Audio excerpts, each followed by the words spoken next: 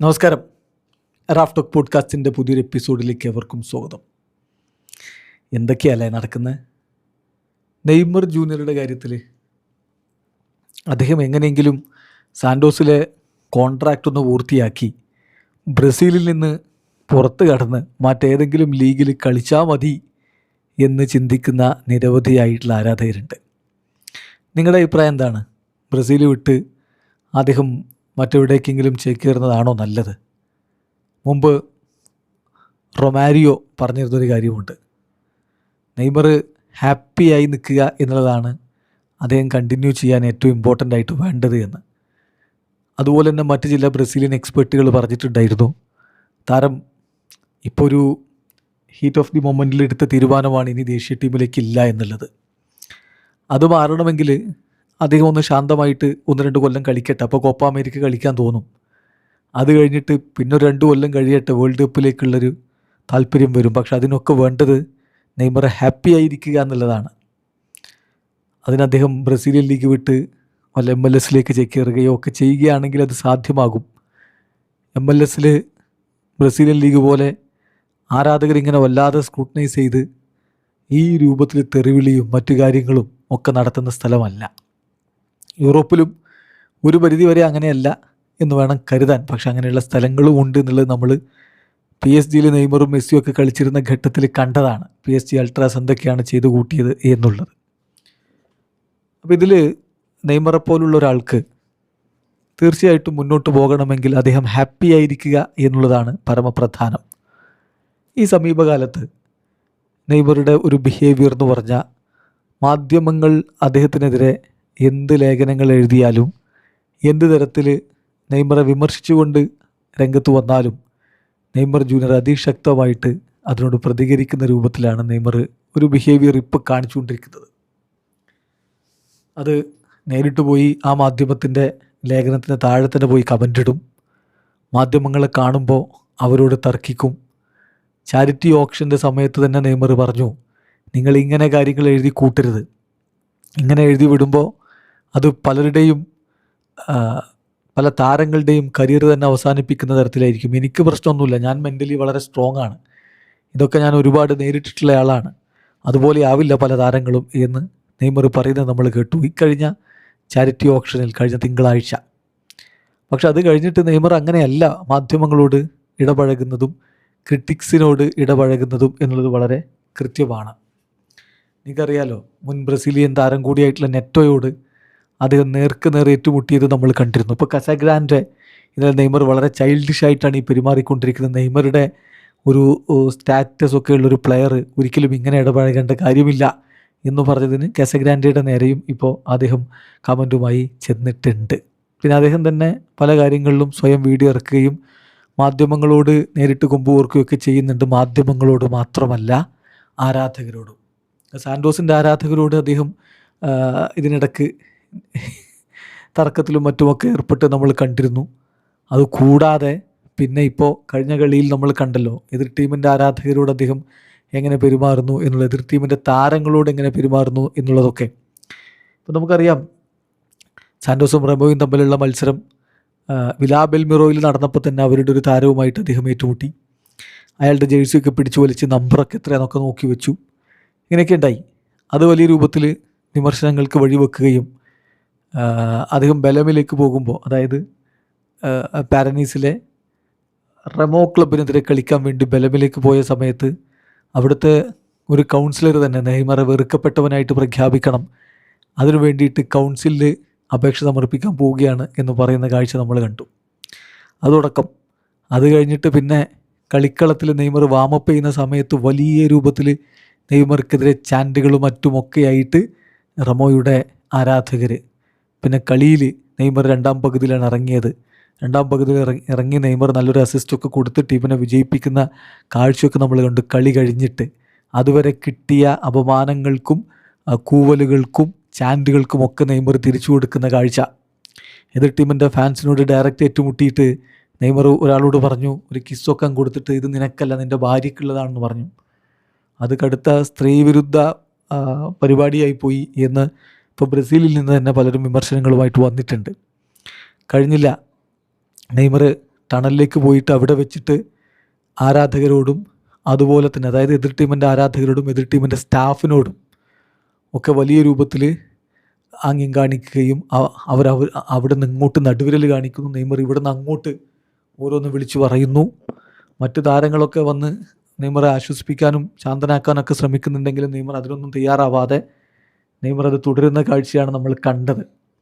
കൂടാതെ ടൊനാഹോ, അയാൾ റമോയുടെ പ്രസിഡൻ്റാണ്. റമോയുടെ പ്രസിഡൻറ്റ് നെയ്മറെക്കുറിച്ച് വളരെ മോശമായ വാക്കുകൾ ഉപയോഗിച്ച് എതിർത്ത് പറയുന്ന കാഴ്ചയും നമ്മൾ കണ്ടു.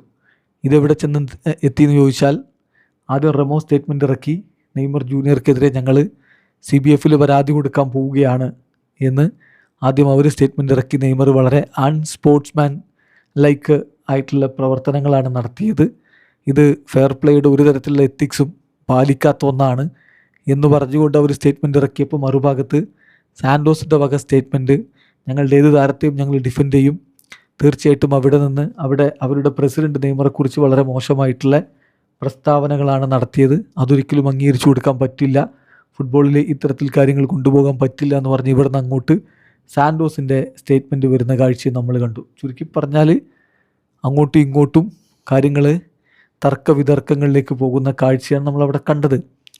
അതും പോരാഞ്ഞ് നെയ്മർക്കെതിരെ നടപടി വരാനുള്ള സാധ്യതയുണ്ട് എന്ന വാർത്തകൾ കൂടി പിന്നീട് വന്നു. അതായത് റഫറിയുടെ സ്റ്റേറ്റ്മെൻറ്റിൽ ഈ കാര്യമില്ല. റഫറിയുടെ സ്റ്റേറ്റ്മെൻറ്റിൽ ഈ കാര്യം ഇല്ല എങ്കിൽ പോലും അവിടെ ബ്രസീലിലെ കോടതിക്ക്, അതായത് സ്പോർട്സുമായി ബന്ധപ്പെട്ട ഒരു കോടതിയുണ്ട്, അവർക്ക് ഇതിലിടപെട്ട് നടപടി എടുക്കാവുന്നതേ ഉള്ളൂ എന്നുള്ള വാർത്തയാണ് പിന്നീട് വന്നത്. അപ്പോൾ അവരതിൽ ഇടപെട്ട് ഈ ഇമേജസ് എല്ലാം കളക്ട് ചെയ്തിട്ടുണ്ട്. ഇടപെട്ട് ഒരു തീരുമാനം പറയുകയാണെങ്കിൽ നെയ്മർക്ക് ഒരു കളി മുതൽ 6 കളി വരെ വിലക്ക് വരാനുള്ള സാധ്യതയുണ്ട് എന്ന റിപ്പോർട്ടുകൾ കൂടി വരുന്നുണ്ട്. അപ്പോൾ അതെന്താവും എന്നുള്ളത് കാത്തിരുന്ന് കാണണം.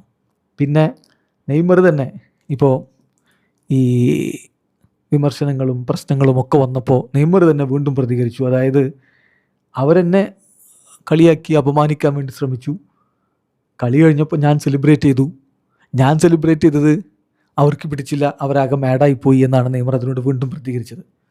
ചുരുക്കി പറഞ്ഞാൽ എല്ലാ തരത്തിലുള്ള ടോണ്ടുകൾക്കും അല്ലെങ്കിൽ പ്രൊവോക്കേഷനും ഒക്കെ നെയ്മർ വീഴുകയാണ്. നെയ്മർ അതിനൊക്കെ പോയി പ്രതികരിക്കുകയാണ്, എല്ലാറ്റിലും പോയി ഇടപെട്ട് ഈ രൂപത്തിൽ പ്രതികരിച്ചു കൊണ്ടേയിരിക്കുന്ന ഒരു നെയ്മർ ജൂനിയറെയാണ് നമ്മൾ കാണുന്നത്. ഇതല്ല ശരിക്കുള്ള നെയ്മർ, ഇതല്ല ബ്രസീലിലെ നിരവധിയായിട്ടുള്ള കുഞ്ഞുങ്ങൾ ഇഷ്ടപ്പെടുന്ന ഐഡളായിട്ടുള്ള നെയ്മർ, ഇതല്ല ലോക ഫുട്ബോളിൽ ഒരുപാട് യുവതാരങ്ങൾക്ക് മാതൃകയായിട്ടുള്ള നെയ്മർ. ഇപ്പോൾ നെയ്മർ വളരെ ഫ്രസ്ട്രേറ്റഡ് ആണ്. അതുകൊണ്ട് തന്നെ തനിക്ക് നേരെ വരുന്ന എല്ലാ വിമർശനങ്ങളോടും അദ്ദേഹം അസഹിഷ്ണുതയോടുകൂടി തിരികെ പ്രതികരിക്കുകയാണ് ചെയ്യുന്നത്. എതിർ ടീമിൻ്റെ ആരാധകരുടെ ടോണ്ടിങ് അത് അതിൻ്റെ വഴിക്ക് വിടുക, നെയ്മർ കളി ജയിക്കുക, ഒരു ഷവർ എടുക്കുക, വീട്ടിൽ പോവുക, അതാണ് ചെയ്യേണ്ടതെന്ന് കസഗ്രാൻഡോ പറയുന്നു. അതാണ് നോർമലി ചെയ്യേണ്ടത്. അതിനപ്പുറത്തേക്ക് ഇത്തരം കാര്യങ്ങളിലേക്കൊന്നും ഇടപെടേണ്ട കാര്യമില്ല എന്നാണ് കസഗ്രാൻഡെ പോലുള്ളവർ പറഞ്ഞത്. അതിനോടും പക്ഷേ നെയ്മർ കസഗ്രാൻഡയ്ക്ക് നേരെ തിരിച്ചുകൊണ്ട് പ്രതികരിക്കുന്ന ഒരു കാഴ്ച നമ്മൾ കാണുകയും ചെയ്തു എന്നുള്ളതാണ് ഏറ്റവും ദൗർഭാഗ്യകരമായിട്ടുള്ള ഒരു കാര്യം. തീർച്ചയായിട്ടും നെയ്മറെ സംബന്ധിച്ചിടത്തോളം ഇപ്പോഴത്തെ അദ്ദേഹത്തിൻ്റെ ഒരു മൈൻഡ് സെറ്റ് എന്ന് പറഞ്ഞാൽ എല്ലാവരും തനിക്കെതിരെ തിരിയുന്നു, താൻ ഫ്രസ്ട്രേറ്റഡ് ആണ്, എല്ലാവരും തന്നെ അനാവശ്യമായിട്ട് വിമർശിക്കുന്നു, തനിക്ക് ലഭിക്കേണ്ടതായിട്ടുള്ള ആ ഒരു ഇത് ലഭിക്കുന്നില്ല, റെസ്പെക്റ്റ് ലഭിക്കുന്നില്ല എന്നൊരു ഫീലിലാണിപ്പോൾ നെയ്മർ ജൂനിയർ നിൽക്കുന്നത്. ഒരു തരത്തിലും തനിക്ക് ലഭിക്കേണ്ടതായിട്ടുള്ള റെസ്പെക്റ്റ് ബ്രസീലിൽ നിന്ന് ലഭിക്കുന്നില്ല എന്നൊരു ഫീലിംഗ് അദ്ദേഹത്തിനുണ്ട്. അതിലാണ് അദ്ദേഹം ഇത്തരത്തിൽ ഫ്രസ്ട്രേറ്റഡ് ആയിട്ട് പെരുമാറിക്കൊണ്ടിരിക്കുന്നത്. അതേസമയം ബ്രസീലിന് പുറത്താണെങ്കിലോ നെയ്മർ ജൂനിയർക്ക് വലിയ രൂപത്തിൽ വിലയുണ്ട്. അർജൻറ്റീനയിൽ പോയിട്ട് കോപ്പ സുഡാമേരിക്കാനയിലെ കളി കളിക്കാൻ പോയപ്പോൾ അവിടെയുള്ളവർ അദ്ദേഹത്തെ എങ്ങനെ ട്രീറ്റ് ചെയ്തു നമ്മൾ കണ്ടതാണ്. അത്രത്തോളം സ്നേഹത്തോടു കൂടി പെരുമാറി. വെനിസ്വലയിൽ നിന്ന് യൂണിവേഴ്സിഡാഡ് വന്നപ്പോൾ അവരുടെ താരങ്ങൾ എങ്ങനെയാണ് പെരുമാറി, നെയ്മറുടെ ഷോർട്സ് പോലും അഴിച്ചു വാങ്ങി അവർ സ്നേഹം പ്രകടിപ്പിക്കുന്ന കാഴ്ച നമ്മൾ കണ്ടു. അപ്പോൾ അങ്ങനെ ഒരു സ്നേഹം അദ്ദേഹത്തിന് ലഭിക്കുന്നു. മറുഭാഗത്തോ ബ്രസീലിലുള്ളവർ ക്ലബ് വൈരമൊക്കെ വെച്ചിട്ട് നെയ്മറെ വലിയ രൂപത്തിൽ വിമർശിക്കുന്നു, എതിർക്കുന്നു. നെയ്മർ അത് മാനസികമായിട്ട് അത് ഉൾക്കൊള്ളുന്നില്ല. അതാണ് പ്രശ്നം. ശരിക്കും പറഞ്ഞാൽ കസഗ്രാൻഡയുടെ ആ ഒരു പ്രസ്താവനയാണ് അതിൻ്റെ ശരി. അതിലൂടെ നെയ്മർ ഇങ്ങനെ വളരെ ഹാഷായിട്ട് പ്രതികരിക്കേണ്ട കാര്യം ഉണ്ടായിരുന്നില്ല. അത് കസഗ്രാൻഡ പറഞ്ഞത് നെയ്മർ ഇപ്പോൾ എന്താണ് ഇങ്ങനെ ചൈൽഡിഷായിട്ട് പെരുമാറിക്കൊണ്ടിരിക്കുന്നത്? ഈ പ്രൊവോക്കേഷനുകളോടൊക്കെ എന്തിനാണ് അദ്ദേഹം പ്രതികരിക്കാൻ പോകുന്നത്? ഇത് അനാവശ്യമാണ്, ഇത് ചൈൽഡിഷാണ്. അദ്ദേഹത്തിൻ്റെ ബിഹേവിയർ അറ്റ് ദി എൻഡ് അദ്ദേഹം കാണിച്ചു കൂട്ടുന്നത് നമ്മൾ കാണുന്നുണ്ടല്ലോ. എതിർ ടീമിലെ താരങ്ങളോടും അവരുടെ സ്റ്റാഫിനോടൊക്കെ യു ആർ എലിമിനേറ്റഡ് എന്നൊക്കെ പറഞ്ഞുകൊണ്ട് അദ്ദേഹം പ്രതികരിക്കുന്നുണ്ട്. ശരിക്കും പറഞ്ഞാൽ ഇത് കിഡ് സ്റ്റഫാണ്. നെയ്മർ ഒരു കുട്ടിത്തരത്തിലേക്ക് അങ്ങ് താഴ്ന്നു പോയി എന്നാണ് എനിക്ക് തോന്നുന്നത്. ഈ റെസ്പോൺസ് ഓൾറെഡി അദ്ദേഹം കളിക്കളത്തിൽ കൊടുത്തതല്ലേ. അവരുടെ കൂവലിനും മറ്റുമൊക്കെ അദ്ദേഹം കൃത്യമായിട്ടുള്ള മറുപടി കളിക്കളത്തിൽ ഒരു കിഡിലിന് അസിസ്റ്റൊക്കെ കൊടുത്ത് അദ്ദേഹം തീർത്തതല്ലേ. പിന്നെ ചെയ്യുന്നത് സില്ലിനെസ്സാണ്. 34 വയസ്സുള്ള ഒരു മനുഷ്യൻ, അദ്ദേഹം ഇതിനോടൊന്നും പ്രതികരിക്കേണ്ട കാര്യമില്ല. അദ്ദേഹം സ്വയം സ്പോയിൽ ചെയ്യുന്നൊരവസ്ഥയാണ്. ഈ പ്രൊവോക്കേഷനിലേക്ക് അദ്ദേഹം വീഴുമ്പോൾ അദ്ദേഹം സ്വയം സ്പോയിൽ ചെയ്യുകയാണ്. അദ്ദേഹത്തിന് സത്യം പറഞ്ഞാൽ ഇത്തരത്തിലുള്ള ക്രിറ്റിസിസങ്ങൾ ഹാൻഡിൽ ചെയ്യാൻ പറ്റുന്നില്ല. അതാണ് ഇവിടുത്തെ പ്രശ്നം. നെയ്മർ ഒരു സാൻഡോസ് പ്ലെയർ എന്ന നിലയിൽ റമോ ക്രൗഡിൻ്റെ പ്രൊവോക്കേഷനിൽ വീഴേണ്ട കാര്യമില്ല. ഒരു പ്ലെയർ എന്താ ചെയ്യേണ്ടത്? നെയ്മറെ പോലെ നെയ്മറുടെ സ്റ്റാച്ചറുള്ള ഒരു പ്ലെയർ എന്താ ചെയ്യേണ്ടത്? അദ്ദേഹം ചെയ്യേണ്ട കാര്യങ്ങളല്ല ചെയ്യുന്നത്. ക്വയറ്റായിട്ട് നിൽക്കുക, ഗോളടിക്കുക, കളി കഴിഞ്ഞിട്ട് 1-2 ഗോളങ്ങ് അടിക്കണം. എന്നിട്ട് ആ കളിക്കിടയിൽ ക്രൗഡിനോട് ഷട്ട് ഓഫ് എന്ന് പറയാം. കളിക്കിടയിൽ മിണ്ടാതിരിക്കും. ഗോളടിച്ചിട്ട് അങ്ങനെ എത്ര പേര് ചെയ്യുന്നുണ്ട്? അങ്ങനെ ചെയ്യാം. അവിടെ കളിക്കളത്തിൽ വേണ്ടതൊക്കെ ചെയ്യാം. കളി കഴിഞ്ഞിട്ട് അതിലേക്ക് പോകരുത്. കളി കഴിഞ്ഞിട്ട് ആകെ ചെയ്യേണ്ടത് എന്താണ്? ഒരു ഷവർ എടുക്കുക, ബൈ പറയുക, വീട്ടിൽ പോവുക, അടുത്ത കളിക്ക് വേണ്ടി പ്രിപ്പയർ ചെയ്യുക, ഇതൊക്കെ വിടുക. അതാണ് ചെയ്യേണ്ടത്. പക്ഷേ നെയ്മർ എന്തുകൊണ്ടോ അതല്ല ചെയ്യുന്നത് എന്ന് കസഗ്രാൻഡ് പറഞ്ഞു. അതിനോട് പോലും നെയ്മർ ശക്തമായിട്ട് പ്രതികരിക്കുന്ന കാഴ്ചയുണ്ട്. സത്യത്തിൽ ഇവിടെ നെയ്മർക്ക് എന്താ സംഭവിച്ചിരിക്കുന്നത്? കൃത്യമാണ്, സംഗതി വളരെ കൃത്യമാണ്. ആൾ ഫ്രസ്ട്രേറ്റഡ് ആണ്. എത്തേണ്ടിടത്ത് നെയ്മർ എത്തിയില്ല എന്നുള്ളത് നമുക്കൊക്കെ അറിയാം. നെയ്മർ എപ്പോഴും ഇപ്പോൾ മാധ്യമങ്ങളെ കാണുമ്പോഴൊക്കെ പറയാറുണ്ട്, എനിക്ക് എൻ്റെ കരിയറിൽ ഞാൻ വളരെ സാറ്റിസ്ഫൈഡ് ആണ്. ഞാനൊരു ദൈവത്തോട് ഇതൊന്നും ചോദിച്ചിട്ടില്ല. ആകെ സാൻഡോസിന് വേണ്ടി കളിക്കണം, ബ്രസീലിന് വേണ്ടി കളിക്കണം എന്നാണ് ഞാൻ ആഗ്രഹിച്ചത്. ഇപ്പോൾ അതിന് പകരം ഞാൻ പലയിടങ്ങളിലും പോയി കളിച്ചു. ഇന്ന് എൻ്റെ കരിയറിൽ എനിക്ക് ലഭിച്ചതിലൊക്കെ ഞാൻ വളരെ ഹാപ്പിയാണ്. എനിക്കൊരു കംപ്ലൈൻറ്റും ഇല്ല നെയ്മർ പറയുന്നുണ്ടെങ്കിലും നെയ്മർ എത്തേണ്ടിടത്ത് എത്തിയില്ല എന്നുള്ള ഫ്രസ്ട്രേഷൻ അദ്ദേഹത്തിന് ഉണ്ട് എന്നുള്ളത് സുവ്യക്തമാണ്. പിന്നെ നിരന്തരം പരിക്കുകൾ ഇങ്ങനെ വേട്ടയാടിക്കൊണ്ടിരിക്കുന്നു. പിന്നെ താൻ ചെയ്യുന്ന പേഴ്സണലായിട്ടുള്ള ലൈഫിൽ ചെയ്യുന്ന കാര്യങ്ങളൊക്കെ വിമർശനങ്ങൾക്കും വിവാദങ്ങൾക്കും വഴിവെക്കുമ്പോൾ നെയ്മർ അതിലും അസ്വസ്ഥനാണ്.